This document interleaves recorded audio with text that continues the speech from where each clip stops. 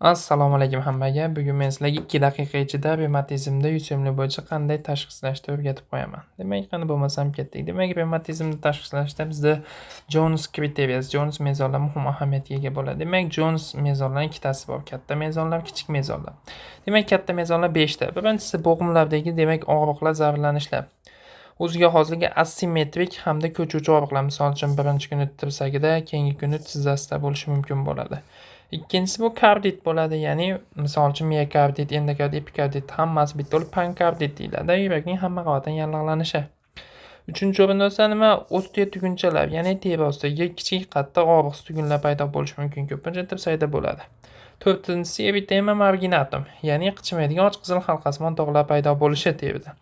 Beshinchisi Sydenham-Harrier, ya'ni bolada beixtiyor tartibsiz tez-tez harakatlar, masalan, ko'zni yumib ochishi bo'lishi mumkin, yuzda demak har xil qiyofaga keltirish yoki bo'lmasam qo'llar harakati. Endi bizda kichik mezonlar. Kichik mezonlar demak isitma 38,5 gradusdan baland bo'lgan isitma. Bo'g'imlarda og'riq hamda echitdan oshishi, ya'ni eritrotsitlar cho'kish tezligini oshishi hamda S reaktiv oqsilni ko'tarilgani, bu ikkalasi ham yallig'lanishni balandligini bildiradi. To'rtinchi o'rinda esa piaventralda EKGda cho'zilganligini ko'rishimiz mumkin bo'ladi.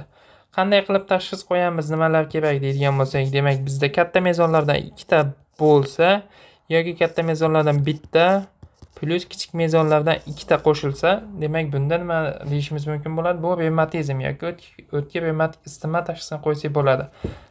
Albatta bunga qo'shimcha ravishda Aslo antiseptalizin O miqdorini, demak, laboratoriyada oshganligini ko'rishimiz kerak bo'ladi.